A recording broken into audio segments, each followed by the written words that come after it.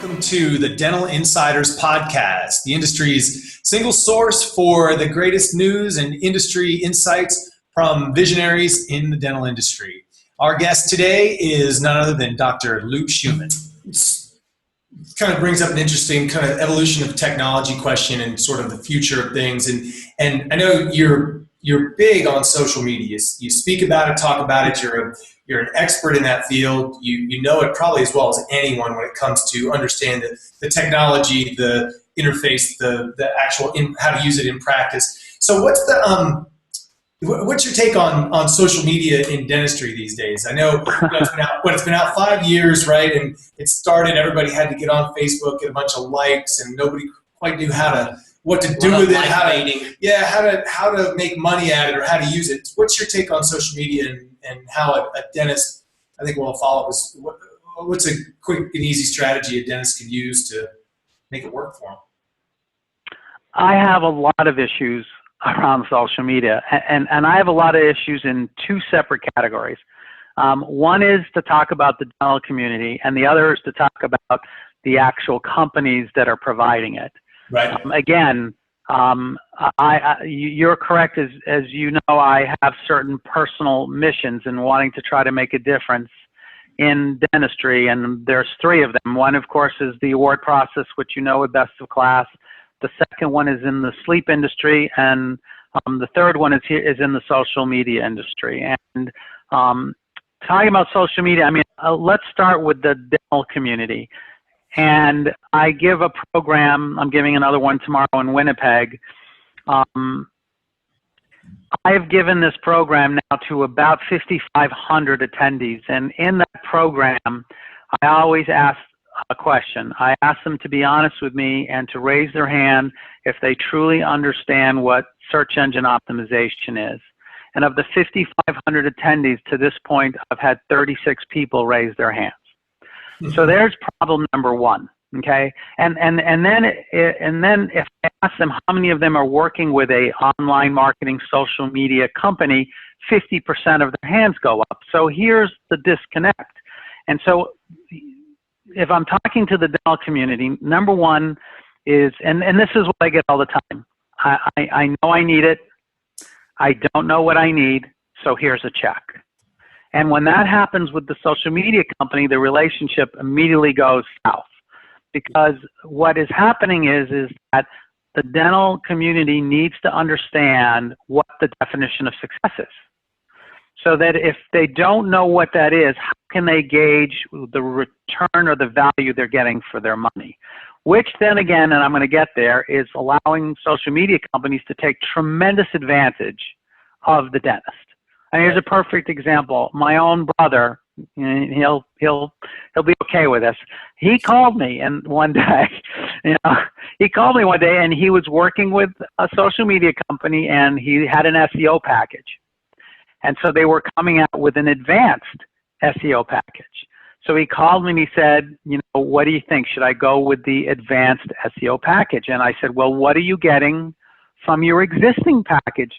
Oh, I don't really know.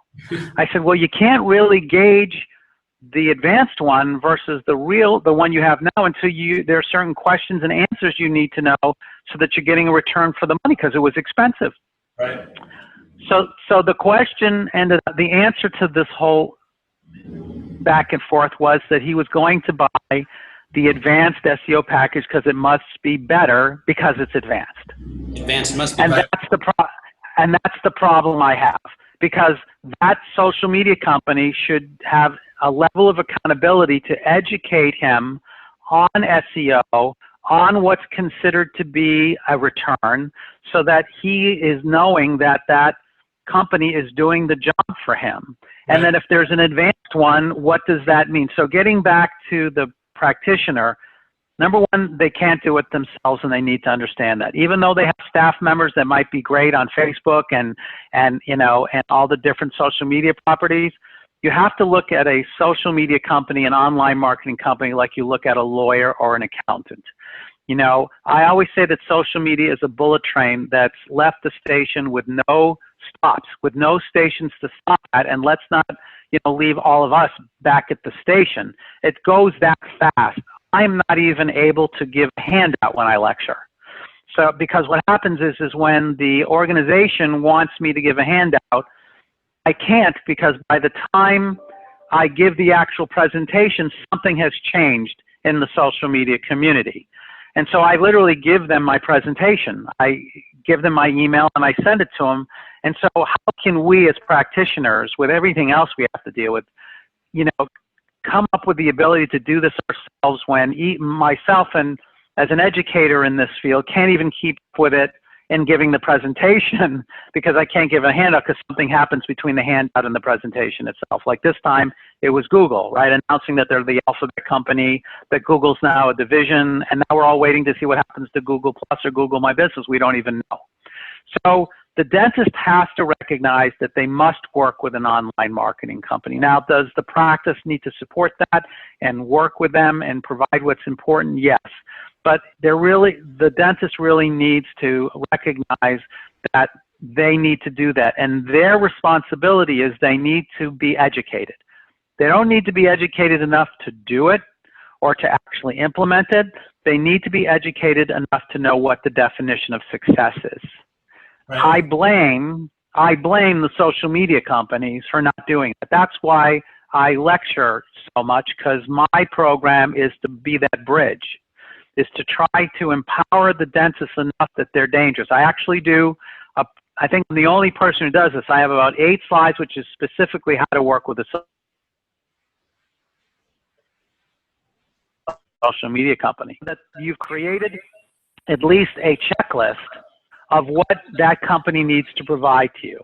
So the social media companies have to stop taking advantage of the lack of knowledge that we have as practitioners and recognize they have an educational role that is critical and that they have a customer service role. It's not about just providing the technology and their job is done. They need to educate. They need to provide the dentist what the definition of success is so that there's a synergy between them so that they both can be successful instead of the feeling of being taken advantage of.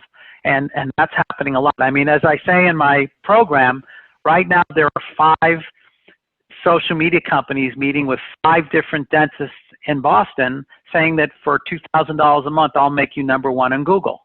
Mm-hmm. Right. What's the problem with that? It's possible. Four are going to lose.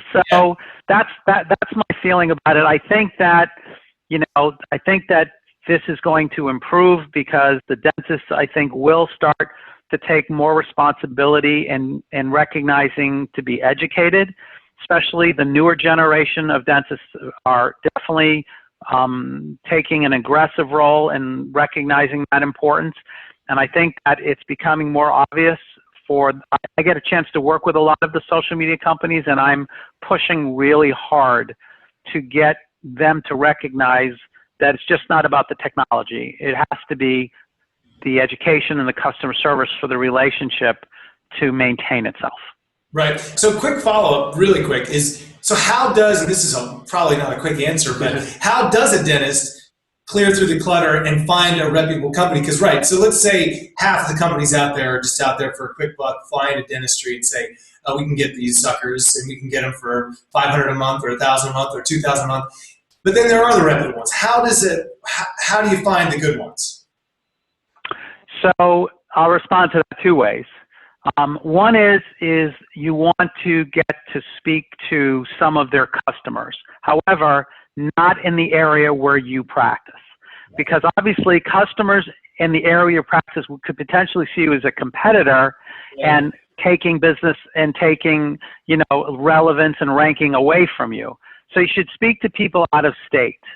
And typically practitioners are very open and honest with each other. So I would say give me 5 references out not in Maryland. That would be 1. And 2, some of these companies are doing something that I think is brilliant. And I think it's something that as practitioners you want to put the radar on as far as sensing that this is a good thing. There are companies now that are creating contracts that are only 30 days. That they're saying that they're confident enough that you have the ability, if you're not happy with what they're doing, based on website development, social media involvement, etc., that you can opt out. And to me, that's a signal of confidence. You know, one of the things that I hear from, you know, being again at Pride, we had, you know, at past president of Pride, thousands of clients. One of the things that, you know, is the upsetting story is someone that signs a 1-year or a 2-year contract and they're not happy, and guess what? They're in the contract until they're done. And so that turns into a very emotional relationship because they're not happy and there's nothing they can do about it. So some of these companies are really starting to recognize that they need to show the practitioner that they can be confident in them. And so by saying, you know, whatever we do, it's on a 30-day basis, that's the kind of company that I would sort of pick my head up and go, okay, that if you're that confident that I have the ability to walk, then I'm appreciating that you're giving me, you know, that I'll give you the opportunity to make this work. The other thing that you want to be careful about is you do not want to work with companies that give you templates. This makes me crazy because you know, you go to a company that you're interested in a website or you're interested in content, and they go, you can have A, B, or C. And what makes me nuts about that is that when it comes to Google ranking and relevancy and ranking, the spiders that go out, they immediately know that your content is duplicate. They immediately know that your templates are duplicate, and your ranking goes down, your relevancy goes down because you're basically replicating A, B, or C. So custom websites, custom content is critical for 2 reasons. One, it gives you a much better relevancy and ranking related to the search engine. But secondly, as we know, your website is your home, and you will be seen more by the community, existing and potential new, by your website than the past, where it used to be make your waiting room beautiful, you know, have a nice sign. Well, you know, those days are over. More people are going to see your website than anything else, and so you need, and your team needs, to feel comfortable that you are representing your home and yourself properly. I find that hard to do by seeing template A, B, or C. I think it has to represent you. I think you need to be proud of it. You need your team to be proud of it because it represents them too, because the community is seeing it. So there's just some pointers around picking a social media company. Sure. Right. I think it's tough even if you have the advanced package, right? Even the advanced package. So follow up to the flip side of the coin, still talking about social media. What's your take on how manufacturers and service providers are using social media to engage dentists, to attract dentists as customers? We see a lot of companies that, you know, provide technology and products using social media to try to engage. What's your take on how manufacturers are using social media? I think that, well, first of all, it is critical. It is critical that manufacturers adopt, you know, modern media tactics. You know, our profession is in transition. And I think that, you know, I have the privilege of working with 14 of them. So I think we need, you know, dentists still like traditional media. They like visuals. We're visual people. We work, you know, visually. So I think that the key is a blend. I don't think that traditional media should be thrown out. But I absolutely feel that manufacturers should create a hybrid approach and should integrate, you know, social media properties that are critical, you know, like Facebook, you know, LinkedIn, and utilize modern methods of marketing in combination with. I know some of the media is struggling to provide modern media, and I think that's going to hurt them. And I feel the same way about the manufacturers, that some of them are challenged, are even afraid of bad reviews, not recognizing it's a part of reality, and that there's more to gain by getting yourself out there for the consumer as well as for the practitioner, as well as for the teams in the community, because it's so much easier to gain knowledge now with modern methods than the traditional methods. And our industry is about education.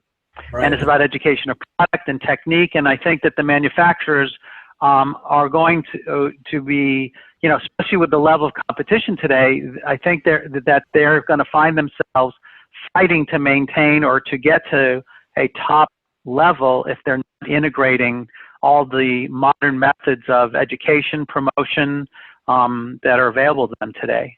And some of them are afraid of it. That they're worried, again, about the reviews, but they need to realize that that's reality. And if they're doing a good job, 1 or 2 bad reviews is not a big deal. Yeah, it's kind of just part of the deal. That's a good point. How important, switching gears a little bit into more marketing and branding for a dentist, how important do you think branding is for a practitioner, for a dentist these days? So this is one that I'm happy to say that I think that most of the community is fully cognizant of is, you know, the issue of that dentistry is just a profession and not a business. I would say that if you were to poll the dental community now, everybody recognizes that it's both. The percentages are extremely high, and it is a competitive environment. And being a business, I mean, that's like me turning to you that owns a branding marketing company of great capabilities and saying, you know, what's a business? You know, the companies that you work with without a brand, without a mission and a vision. I look at that 2 ways. We're a business, we must have a brand. Matter of fact, Amy Morgan, who's the CEO of Pride and a partner of mine for 7 years, she starts related to everything in practice management. It begins with a mission, a vision, and a brand before they even get to step 2. And so we are a business. We need to have our own identity. We need to have a brand. We need to have a mission and a vision that we as a team and the teams within the practice can follow. So I think that is a no-brainer. It is critical that every practice creates an identity that they're comfortable with, that they represent, just like any business. We're a business just like any manufacturer is a business. Yep. So I think it's time to take it full circle. Full circle, I like full circle. So we've touched on the commissioner as the new nickname. I love the concept of ownership mentality. We have fallen in love a little bit. But in the beginning, you talked about when you were a kid and you were, you know, with the soccer players and these idols, and you were, you know, giving them oranges at halftime. And so, you know, I guess to wrap it up, talk to us a little bit about a mentor that you've had in your life and a lesson that they've taught you that you still use today. Okay. Well, this is not to be nostalgic because it's true. Okay. And I'll give you a few others too, but I've been blessed with many mentors in my journey. I've had a pretty wild journey and a special journey. And there's a lot of people to thank, and there's a lot of people that I appreciate. The timing for this question actually is quite good because my mom's birthday is today, and she's 83. And my dad's birthday was last week, and he was 86. Wow. And it starts right there. They are by far my mentors, and differently. For my dad, as a mentor, yeah, you know, it's about integrity, and he really, you know, showed me the importance of integrity. The other thing that he showed me was my dad, in his profession and everything he's done, is an incredibly kind man and a giving person. And I got to see people take advantage of him as I got older and started to see how good he is and how people, instead of giving back, would take advantage of it. But he told me as a mentor, and the 3 letters that I've taught my kids too, is that you be you. He said, regardless of how people react, if you're a giver, don't let their reactions ever change you of who you are. He said, some people will take advantage, some people will recognize that you are that type of person and will give back. And those people you'll have in one hand, maybe two if you're lucky. And so that was what they taught me as a mentor, and it's been true. I mean, I can look at, Rick Maddie and Thais Carter and John Kringle and Ali Aramchan. These are people that have given back, and they're my inner circle as a result of how we've worked together over the years. And that's what my dad taught me. For my mom's about knowledge and hard work. My mom, she's got multiple degrees. In the age of 50, she went back to hygiene school so she could be in the dental profession after getting multiple masters. And she's always been about knowledge, that readers are leaders. And she always pushed us and tested us and was there for us to really help us from recognizing the importance of knowledge. And then she was also the one that made us recognize, me and my brothers and sister, that nothing comes easy, and it's about hard work. So they really are my mentors to move into business. Steve Espo was my first management leader when I was thinking about getting my MBA out of school, and I met him and joined his company. He told me he would teach me instead of going to school, and for 7 years he did. He was a Wharton MBA and took me, put his arm around me, and off we went. And then finally, the other one I would add is Dr. Gianelli, who was the dean of my orthodontic program, who unfortunately is no longer with us, but he taught me so much about, what it meant to be a professional, and I have great respect. And of course, one last one is Chris, who trained me in soccer at age 5, who spent 15 years with me, and he was such a tough coach. My parents would kick him out of the backyard all the time, because coming from Europe, he used to sit on his knees and have me run at him, and he would just knock me down, just knock me down and knock me down, because the English, the British type of football is very, very physical, and he wanted me to be prepared for that. And I still remember my mom, "Get out of our yard," kicking him out. But when I finally got to get on the soccer field with my own age group, I realized everything that he did, and he taught me what it's like to win and to lose and to compete, and what it's like what it means to be who you are both on and off the field, which I hopefully taught a lot of players that lesson that he gave me over time. So those are my mentors. Great. Okay, so I think we should wrap it up. Yep. And we're going to have a Scottish accent competition. Oh, really? To who can Scottish accent. Okay. And so I'm going to start now, and I might sound like a leopard, but I think it'll come in. I'm not sure. And you're going to be editing this, so you'll probably win, or no one will ever hear any of this. And so that's my Scottish accent. So that's your Scottish accent. Well, if it's not Scottish, it's crap. I don't know what to say in a Scottish accent, but I believe that that's my Scottish accent, and perhaps it's a little bit Irish now, but that's my Scottish accent. And I like it too, but I can't do Scottish because I could hardly understand them. Irish I can do, but Scots, that was tough. That's tough. That's good. So I think that does that wrap us up? I think that's a wrap. I'll go put my kilt on, and I'm going to take mine off. So that solves that problem. Right. So as always, thanks for joining us. But incredibly insightful. We appreciate your time, your insight, but more than anything, I think we appreciate your honesty, and just one of the things I love most about you is that I just think you're a real person. There are so many people out there that aren't real, and I just think you're a real person. I think that is one of the things I love most about you, and I know that comes, and now I know where it comes from. I knew it came from your parents, but now that I hear this, you be you is great advice, right? Readers are leaders. It's the kind of stuff that, we should be written in the sky over schools so kids can read it and see it and believe it. And in addition to the authenticity, what really came through to me is the passion. And I think passion generates passion, especially when it's authentic. Right. We've seen and heard that today. And I just want to personally say thank you so much for spending the time with us. I took some notes. I learned quite a bit, and great hour. Well, it's my pleasure, and I greatly appreciate you giving me this time.